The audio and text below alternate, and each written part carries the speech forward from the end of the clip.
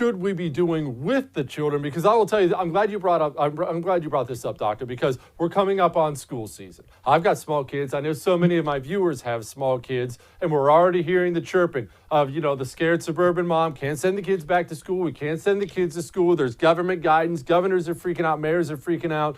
This is beyond physically, mentally. This sucks for my kids, and my kids are relatively normal, well-adjusted kids. This has got to be terrible for the mental health of children in this country. Well, let's start looking. First, obviously, the most significant obvious impact is on their academic or educational platform. We know that now there are studies predicting that kids at this point, if they went back in September, as they should, they are already starting 35% behind in reading and English skills than they would have been if they had not missed those months back in the spring, and 50% behind in math, okay? That's even greater for minority children. For Black and Latino kids are going to have even a bigger impact. So on the academic side, they're already really starting behind the eight ball.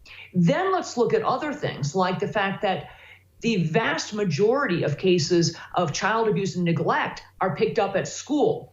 We've seen a 30% decrease in reported cases of child abuse and neglect since February, and then greater. Okay, now I would submit to you that's not because kids locked at home with their parents, many of whom are out of work and are desperate themselves, that all of a sudden child abuse has gone away. No, it's because those kids aren't in school where it would have otherwise been picked up.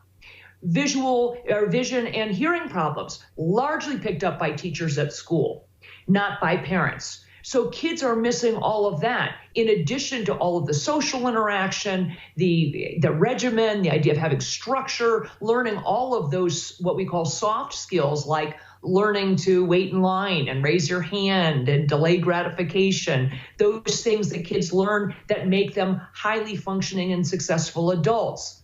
So I agree with you. There are a lot of, Facebook moms and suburban moms out there who are saying, oh, but I just don't feel safe. It's time for people to really look. We talk about the science. Let's look at the science. Let's look at the data. 22 countries have fully opened up for school with no restrictions, no masks, no social distancing, none of this. 22, and not yesterday, not last week, but 5 and 6 weeks ago. And those countries are not seeing upticks in cases. They are not seeing spread of the virus from children to teachers or children to their parents or elderly grandparents at home. It simply isn't happening. So if you truly want to look at the data that's out there, then let's look at it and say, of all things to lock down, schools make absolutely no sense, in addition to the fact that a parent has to stay home with those kids if they're not home. So there's this enormous domino effect to the economy.